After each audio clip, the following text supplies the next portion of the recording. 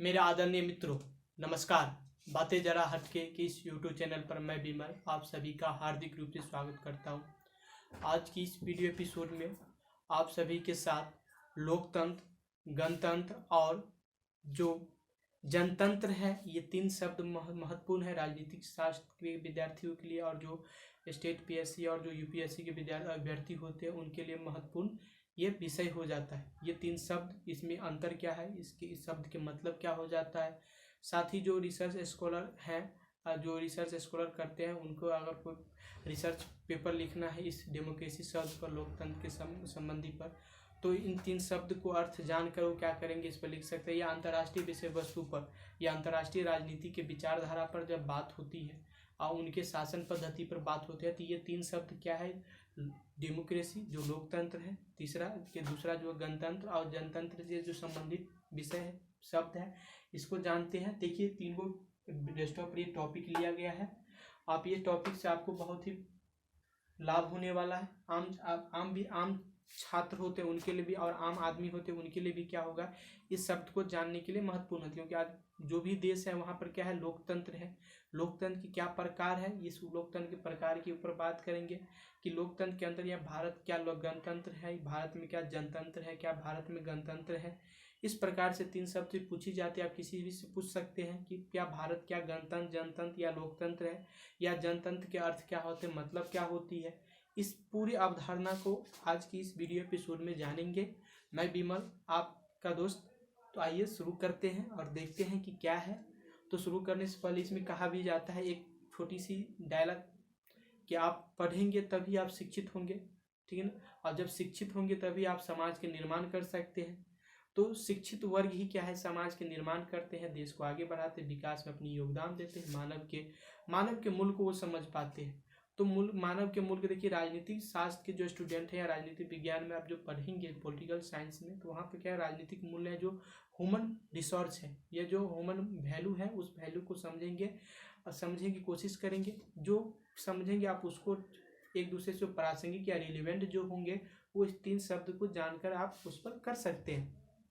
आइए शुरू करते हैं। आपको अगर यूपीएससी की तैयारी करें तो उसमें आपको मेंस में भी ये बहुत ही सहायक होगा। साथ ही हम ये भी बताएंगे जो एसएससी, रेलवे या जो भी ऑब्जेक्टिव टाइप के एग्जाम होते हैं, जैसे बिहार दरोगा, यूपीएसआई में, इसमें जो आपको जानेंगे कि डेमोक्रेसी में सर्वप्रथम कौन सा देश लोकतंत्र अपनाया, कौन सा देश ऐसा है जो सभी को एक साथ ही मतदान देने का अधिकार दे देगा, कौन सा ऐसा देश है जो सर्वप्रथम महिलाओं को वोटिंग देने का अधिकार दिया, लोकतंत्र की कितनी उम्र होती है वोटिंग करने के लिए। इस प्रकार से बात आगे हम करेंगे। आइए शुरू करते हैं। शुरू करें, इसमें देख लीजिए, पहले क्या है, लोकतंत्र, दूसरा क्या है, जनतंत्र, तीसरा क्या है, गणतंत्र। तो यहाँ पर देख लीजिए, बोर्ड पर लिखा है लोकतंत्र, अंग्रेजी है डेमोक्रेसी, ये डेमो शब्द से निकला है जो डेमोक्रेसी होता है। जनतंत्र, इसका अंग्रेजी है पीपुल्स डेमोक्रेसी, और गणतंत्र रिपब्लिक। तो आइए शुरू कर लेते हैं। देखिए, लोकतंत्र की परिभाषा आप देख लीजिए, परिभाषा क्या है, अब्राहम लिंकन द्वारा ये परिभाषा दी गई है कि लोकतंत्र का परिभाषा का मतलब जनता का, मतलब जनता के द्वारा और जनता के लिए, मतलब of the people, by the people, for the people के, ये बहुत ही महत्वपूर्ण परिभाषा है। आप इसको ज़्यादा विस्तृत रूप से हम नहीं जाएंगे, जब लोकतंत्र की हम विस्तृत रूप से चर्चा करेंगे तब वहाँ पर जाएंगे कि विभिन्न विद्वानों ने लोकतंत्र के क्या परिभाषा दी। यहाँ पर हमको ये देखना है कि लोकतंत्र की परिभाषा में एक अब्राहम लिंकन जो सभी को यानी कि कॉमन रूप से जानने के लिए जरूरी होते हैं, तो उसमें हम जनता के लिए और जनता के द्वारा। तो मतलब इसमें होता है कि देखिए, जनता के में लोकतंत्र में क्या होता है, विविधता, यानी कि डाइवर्सिटी की शासन होता है, विविधता का शासन होता है लोकतंत्र। इसलिए भारत एक लोकतंत्र देश है, तो भारत एक लोकतंत्र, यहाँ पर जो सभी क्या है, जो 18 वर्ष की उम्र में पूरा, तो उनको सभी को क्या है, मतदान देने का अधिकार है। सभी मतदानी भाग ले, चाहे वो किसी भी धर्म का हो, किसी भी जाति का हो, किसी भी भाषा को, किसी भी क्षेत्र का हो, वो क्या करते हैं, वोटिंग करते हैं और अपना सरकार क्या है, अपने शासन के लिए सरकार को चुनते हैं, वो अपना वोटिंग करते हैं। तो क्या है, विविधता का शासन लोकतंत्र में क्या है, लोकतंत्र में हम जनता के जो शासन के ऊपर हम बात करेंगे, तो इसमें क्या है, विविधता में डाइवर्सिटी की है। यहाँ कोई भी संस्कृति, कोई भी कल्चर, कोई भी धर्म, कोई भी कोई जो भी किसी का फॉलोवर हो, वो लोकतंत्र में आगे डेमोक्रेसी एडमिनिस्ट्रेशन, डेमोक्रेसी गवर्नमेंट में रह रहा है, तो क्या करेंगे, वो शासन, डेमोक्रेसी शासन क्या होगा, विविधता के शासन कहलाती है। इसमें सभी को क्या है, समान रूप से सहभागिता मिली है। फिर है क्या, उम्र का मतदान। मतलब डेमोक्रेसी लोकतंत्र में हम लोकतंत्र में बात करें तो लोकतंत्र में क्या होता है कि जो क्या होता है, उम्र की मतदान। अब बिहार में, भारत में आ रहे तो भारत में मतदान वोटिंग देने का अधिकार कितनी है, 18 वर्ष की उम्र जो व्यक्ति प्राप्त कर, चाहे वो लड़का हो या लड़की हो, चाहे वो आनर हो या साउंडलेस हो, चाहे वो लंगड़ा हो या कोई भी व्यक्ति हो, तो वो क्या है, अगर भारत के नागरिकता को ज्वाइन करे तो क्या है, उम्र के आधार पर क्या वो अपनी वोटिंग करेंगे, अपनी चूज के हिसाब से क्या है शासन वर्ग के चूज करेंगे। ठीक, फिर आगे हम तीसरा क्या है, सहभागिता। जो सहभागिता है क्या, मतलब सरकार और जनता में सहभागिता की सरकार है, ठीक है ना। तो इस प्रकार की डेमोक्रेसी की क्या होती है, परिभाषा आ जाती है डेमोक्रेसी में। अब देखिए डेमोक्रेसी है कहाँ, तो भारत में है, यूएसए में, संयुक्त राष्ट्र अमेरिका में है, ब्रिटेन में है, फ्रांस में है, जर्मनी में है, ऑस्ट्रेलिया में आदि देशों में क्या है, लोकतंत्र अपनाया जाता है। इस लोकतंत्र का सर्वप्रथम जो अपनाया गया था वो अमेरिका में अपनाया गया। 1776 में अमेरिका में क्या होता है, स्वतंत्रता संग्राम होता है, और जो अमेरिका के सर्वप्रथम अमेरिका में ही संविधान लागू होती है, और संविधान लागू तो क्या होता है, वहाँ पर लोकतंत्र की व्यवस्था स्थापित की जाती है। तो आई होप आप इसे समझ गए होंगे। आगे आगे हम बात करते हैं, जनतंत्र के ऊपर बात करते हैं। अब हम इसके अंतर के भी बारे में बात करेंगे, लेकिन पहले एक चीज का बात कर लेते हैं। देखिए जनतंत्र में क्या होता है, जनतंत्र आपको जो है पीपुल्स डेमोक्रेसी, यह मुख्यतः क्या है, साम्यवादी देशों में ये देखी जाती है और इसका परिभाषित भी की जाती है। क्या है, साम्यवादी देशों में क्या होती है, जो वहाँ पे क्या इसको परिभाषित की जाता है और वहाँ पर ये देखी जाती है। यहाँ पर क्या होता है, जनतंत्र में क्या होता है कि देखिए एक प्रत्याशी होते हैं, एक पद होता है। जैसे अभी एक विचारधारा होता है, एक दल होते हैं। उसके बाद मतदान जो होता है वो 98%, 98%, 99% लोग वहाँ पर क्या होता है, एक ही पद के लिए मतदान करते हैं। जिसमें इस साम्यवादी देशों में जैसे लोकतंत्र है, जो जैसे है चीन, उत्तर कोरिया, कंबोडिया, लाओस, क्यूबा आदि जो देश है, वहाँ पर क्या है, इस प्रकार की जनतंत्र देखने को मिलती है। अब कहने का मतलब है कि देखिए साम्यवाद चीन है, चीन में एक ही पार्टी, सिंगल पार्टी है, सिंगल पार्टी में ही क्या होता है, लोकतंत्र होते हैं। वहीं सिंगल पार्टी में क्या होता है, चुनाव होते हैं, और चुनाव के बाद क्या होता है, उनका पद निर्धारित होता है। मतलब कहने का मतलब चीन में देखिए एक ही दल है, एक ही विचारधारा है चीन में, एक ही प्रत्याशी चुनाव लड़ते हैं और एक ही पद ही होता है। और ये उनका मतदान क्या होता है, एक ही प्रत्याशी खड़ा होता है, उनको जो भी लोग देंगे एक ही को वोट देंगे। बात समझ रहे हैं। मतलब कहने का मतलब यहाँ लोकतंत्र में, अगर भारत में अगर सांसद का चुनाव होता है तो एक सांसद, एक लोकसभा क्षेत्र है, वहां पर आप सांसद चुनाव यानी कि चुनाव लड़ रहे हैं, उसमें एक ही प्रत्याशी क्या अपना पंजीयन कराता नहीं, अनेकों जो होते हैं प्रत्याशी, वो अपना पंजीयन करा लेते हैं और अपना लोगों से मतदान वोट मांगते हैं कि हमको जिताइए।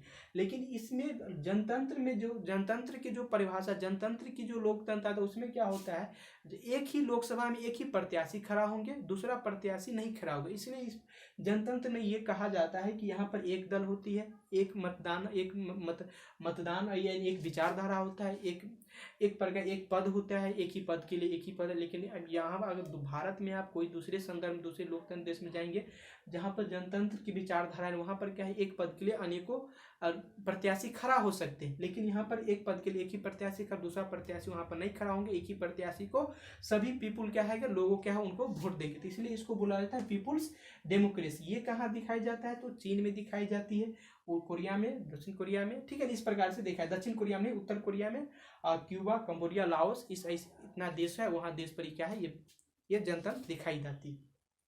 हम अंतर के बारे में बात करें, लेकिन इसके हम एक संक्षिप्त आपको बता रहे हैं कि इसका बात क्या है, कि जनतंत्र की मतलब क्या होता है, लोकतंत्र के मतलब क्या होता है, हम इसके ऊपर बात कर रहे हैं। आगे गणतंत्र है। देखिए गणतंत्र की जो इतिहास है, ठीक है, आज के जो भारत गणतंत्र है, भारत जनतंत्र भी आप कह सकते हैं, भारत लोकतंत्र है ही, लेकिन गणतंत्र के जो रिपब्लिक जो है, इसकी शुरुआत किस प्रकार से होती है, इसके ऊपर हम बात करते हैं। देखिए जो 17वीं सदी से पूर्व जो है, जो गैर तानाशाही शासक है, जो राजतंत्र भी उस समय राजा जो होते थे, ठीक है, उनके लिए ये शब्द के प्रयोग किया जाता था कि ये गणतंत्र है। जो 17वीं सदी से पूर्व जो तानाशाही शासन यानी गैर तानाशाही व्यवस्था में, वो चाहे राजतंत्र ही क्यों न हो, ठीक है ना, सिर्फ वो तानाशाही न, चाहे वो राजतंत्र ही क्यों न हो, उसके लिए गणतंत्र शब्द का प्रयोग किया जा रहा था। कहाँ किया जा रहा था, तो यूरोप में किया जा रहा था, यूरोप में किया। उसके बाद क्या होता है, 17वीं और 18वीं सदी में यूरोप में ही क्या किया जाता है, जो राजा होते हैं, ठीक है ना। वो राजा जो आनुवांशिक रूप से जो राजा का पुत्र राजा, उसके पुत्र के पुत्र राजा, उसके पुत्र के पुत्र राजा, जैसे हायरार्की जो चल रहा था, यानी कि राजा एक राजा बने, उसका पुत्र बड़ा पुत्र है वो राजा बने, फिर उसके पुत्र राजा, उसके पुत्र राजा, इसके विरुद्ध क्या हुआ, आनुवांशिक विरोध के रूप में क्या हुआ, गणतंत्र की मांग की जाने लगी। और यूरोप के लोगों ने मांग किया कि ये राजा हो निर्वाचित होनी चाहिए, मतलब राजा के पुत्र ही राजा न बनेगा, इनका निर्वाचन हो, इनका मतदान होना चाहिए, और तब वो राजा बनेंगे। अगर लोग उनको वेरीफाई कर देंगे कि ये वैलिड वोट उनको दे देंगे तो वो राजा बन जाएंगे। इसके विरुद्ध क्या हुआ, आनुवांशिकता के विरुद्ध क्या हुआ कि इसका गणतंत्र के लिए लड़ाई हुआ। उससे पहले गणतंत्र बताया जा रहा था कि राजा जो गैर तानाशाही उनको गणतंत्र बोला जाए, लेकिन उसके बाद जो 17वीं 18वीं सदी में है तो इनके विपरीत काम यूरोप में होने लगा। तब क्या होगा, तब इसके विरोध हुआ, तब क्या होता, अब हम आपको बताने चाहते हैं कि अब गणतंत्र, जनतंत्र और लोकतंत्र क्या है। देखिए, जो ब्रिटेन है, इंग्लैंड है, उसे संसद की जननी कहा जाती है, मदर ऑफ डेमोक्रेसी, ठीक है ना, या लोकतंत्र की जननी कहा जाती है, ठीक है। इंग्लैंड में लोकतंत्र है, गणतंत्र नहीं है। भारत में लोकतंत्र भी है और गणतंत्र भी है। तो इस प्रकार से हम देखेंगे कि तीनों में अंतर क्या होती है। देखिए, अंतर यही है कि देखिए, लोकतंत्र में और जनतंत्र और गणतंत्र का अंतर यही है, अंतर की हम ऊपर बात करें, डिफरेंट की बात करें कि democracy, people's democracy and republic में व्हाट फ्यू थोड़ी हल्की सी अंतर है। अगर कोई आम जन से आप पूछ लेंगे, आम छात्र से पूछ लेंगे, जो विद्यार्थी हैं, जो राजनीति विज्ञान संबंधित विद्यार्थी या जो इनको नहीं जान पा रहा होगा, तो वो आपको नहीं पता, बोलेंगे लोकतंत्र, जनतंत्र, गणतंत्र सभी एक ही है, लेकिन इसमें मौलिक अंतर है, फंडामेंटल डिफरेंट है। फंडामेंटल डिफरेंट के ऊपर हम बात करते हैं। देखिए, लोकतंत्र में क्या होता है, यहाँ पर अनेक विचारधारा हो सकते हैं, यहाँ पर अनेक विचारधारा हो सकते हैं, यहाँ पर अनेक दल हो सकते हैं, यहाँ पर अनेक पद हो सकते हैं, एक पद होंगे लेकिन अनेक प्रत्याशी हो सकते हैं। यहाँ मतदानों की संख्या इतनी नहीं, मतदान प्रतिशत 98 नहीं, यहाँ पर 50%, 42%, 60%, इस प्रकार से मतदानों की प्रतिशत होगी। ये है कि लोकतंत्र में। लेकिन इसका अपोजिट क्या है, यहाँ पर लोकतंत्र के अपोजिट, यहाँ पर इसका जनतंत्र में क्या, एक ही दल होगा, एक ही पद होंगे, एक ही विचारधारा होगा, और मतदान क्या होगा, लगभग 100% के आसपास चली जाएंगी। तो इस प्रकार से क्या है, इसमें अंतर है। अब जो गणतंत्र है, वो गणतंत्र में क्या है कि जो आनुवांशिक, जैसे ब्रिटेन है, ब्रिटेन में मैंने आपको बोला हूं कि ब्रिटेन में क्या है, गणतंत्र नहीं है, गणतंत्र रिपब्लिक ने, मतलब जो ब्रिटेन जो है वहां पर क्या है कि जो संवैधानिक पद है, जो संवैधानिक पद है वहां क्या है, राजा है। संवैधानिक पद जो भारत में क्या है, जो 5 साल पर क्या होता है, इसका प्रमुख होते हैं, राजा जो होता है, राष्ट्रपति का चुनाव 5 साल पर हो जाते हैं, किसके द्वारा, लोगों के द्वारा, जो आम जनता है, जनता के प्रतिनिधि द्वारा क्या होता है, राष्ट्रपति की चुनाव हो जाती है। लेकिन जो ब्रिटेन है, ब्रिटेन में महारानी है, विक्टोरिया राजा है, उनका चुनाव नहीं होती है, उनका जो प्रमुख है वो संवैधानिक प्रमुख है, देश के जो प्रमुख है, राष्ट्र के जो प्रमुख है, उस प्रमुख का क्या होता है, चुनाव नहीं होता है। वो प्रमुख के पद जो है आनुवांशिक रूप से, मतलब पिताश्री है, पिताश्री मर जाएंगे तो उनके पुत्र क्या होंगे, वो राजा बन जाएंगे, वो पद हमेशा आनुवांशिक रूप से चलता ही रहेगा। लेकिन गणतंत्र तो क्या होगा, इसी के साथ क्या है, ब्रिटेन गणतंत्र नहीं होगा, क्योंकि उनका जो संवैधानिक प्रमुख पद जो है, ठीक है ना, पहली पद जो है, प्रमुख पद जो है, संवैधानिक प्रमुख पद है, वो प्रमुख पद क्या है, आनुवांशिक रूप से चल रहा है, इसलिए उसको हम गणतंत्र नहीं बोलते। लेकिन भारत में क्या है, या ब्रिटेन में क्या है, या सॉरी अमेरिका में क्या है, उनकी जो संवैधानिक प्रमुख पद है वो क्या है, आनुवांशिक नहीं है। उनकी चुनाव क्या होते हैं, 5 वर्ष पर हो जाती है, उसे लोगों द्वारा चुनी जाती है, यानी कि जनता के प्रतिनिधि द्वारा उनकी चुनी जाती है। इसलिए भारत को क्या कहते हैं, भारत गणतंत्र है, क्योंकि इनकी जो संवैधानिक प्रमुख पद जो है वो आनुवांशिक न होकर लोगों द्वारा चुनी जाती है। अब इसलिए आप इसमें बोली जाती है कि भारत में क्या कारण है कि जनतंत्र नहीं दिखाई देती है, लोकतंत्र दिखाई देती है, या कहीं ये सवाल पूछ देती है कि क्या भारत में लोकतंत्र गणतंत्र है लेकिन जनतंत्र के रूप नहीं दिखाई देता है, क्यों? तो आप इसमें आप जितनी बातों में बताएं, इस बात को आपको क्या करें, आपको एक एनालिसिस करके आपको लिख सकते हैं, क्योंकि इसलिए दिखाई देता है कि जो जनतंत्र की परिभाषा है, उस परिभाषा के अनुसार भारत में एक दल नहीं है, एक विचारधारा नहीं है, एक प्रत्याशी है, लेकिन उन पर उम्मीदवारों की संख्या बहुत हो सकती है, लेकिन एक प्रत्याशी के जहाँ रहेंगे वहाँ पर एक पद ही रहेगा और एक प्रत्याशी ही रहेगा, लेकिन भारत में ऐसा नहीं है, एक पद है और प्रत्याशी अनेक है। इसलिए यहाँ पर जनतंत्र की उस स्वरूप नहीं दिखाई देता, उस स्वरूप के बदले हम यहाँ पर उसका दूसरा रूप लोकतंत्र दिखाई देता है। ठीक है ना। तो इस प्रकार से आप बात करेंगे। भारत को गणतंत्र इसलिए कहते हैं क्योंकि यहाँ का जो संवैधानिक प्रमुख है वो प्रत्याशी होते हैं, उनके 5 वर्ष पर क्या होता है, बदलाव होती है। इस प्रकार से ये पूरी बातों को आप समझ गए होंगे। और अगर आप इसमें वीडियो ये अच्छी लगी हो तो आप इसको सब्सक्राइब करें, लाइक करेंगे और मुझे बताएंगे कि आपको इससे संबंधित और विषय पर कौन कौन से टॉपिक आपको चाहिए। मैं अगले वीडियो जो आपको बनाऊंगा तो उसमें आपको साम्यवादी, साम्राज्यवादी, पूंजीवादी, ठीक है ना, और समाजवाद, साम्यवादी और पूंजीवादी जो व्यवस्था है उसकी क्या स्वरूप है, ठीक है, इसके ऊपर हम बात करेंगे। इसके साथ ही जो सामंतवाद है, इससे संबंधित इस सब में क्या अंतर है, इसके ऊपर बात करेंगे। साथ ही इसके ऊपर भी बात करेंगे जो विभिन्न विषय है, विभिन्न विषय के जो जनक है उसके ऊपर भी बात करेंगे। तत्काल इस वीडियो में इतना ही। Thank you very much.